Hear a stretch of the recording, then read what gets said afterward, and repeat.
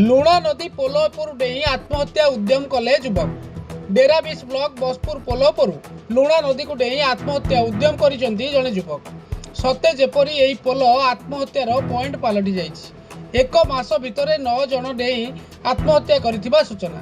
केन्द्रापड़ा सदर थाना अंतर्गत बसपुर लुणा नदी ब्रिज उपर स्थानीय आयतपुर पंचायत अमृतमणि पाटणा गाँव ब्रह्मानंद नायक पुओ 40 वर्षीय चिन्मय नायक ओरफ चिकू निज साइकेल और चप्पल पोल उपरे थोई सेठारु लुणा नदी को डेई आत्महत्या उद्यम करिसेंती।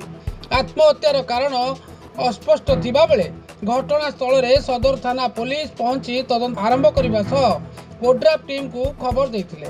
कोन पे डेंजंती मु तो जाननी कोनटा इश्यू है जी मु घरु गले जाना पड़ियो माने प्रॉब्लमटा कोन हैछि कारण सेटा तो मु घरु गले जाना पड़ियो ना। मु 15 दिन जेतु घरु जाइनी मो देह असुस्थ थिला मु घरे नथिली देई घरे थिली।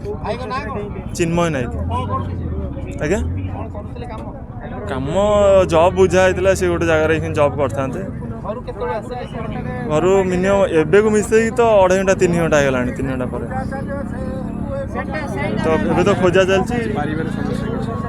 पारिवार समस्या सेटा मु घरु गले जाना पड़ो काई ना मु 10 दिन हेलानी जेतु घरे नथिली से घरु गले कि झगड़ा झाटी कि कौन हैथिबो सेटा पचारले जाना पड़ियो। खबर संग्रह सुधा अग्निशम बाहिनी घटनास्थल रे पहुंची उद्धार कार्य जारी रखिथिबा सूचना अछि।